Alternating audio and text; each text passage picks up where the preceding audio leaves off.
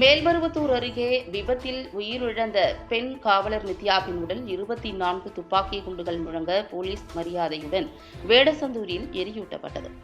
செங்கல்பட்டு மாவட்டம் மேல்மருவத்தூர் அருகே சிறுநாகலூர் பகுதியில் நேற்று முன்தினம் இரவு சார்பு ஆய்வாளர் ஜெயஸ்ரீ, காவலர் நித்யா ஆகிய இருவரும் சென்ற இருசக்கர வாகனம் மீது கார் மோதியதில் இருவரும் உயிரிழந்தனர்.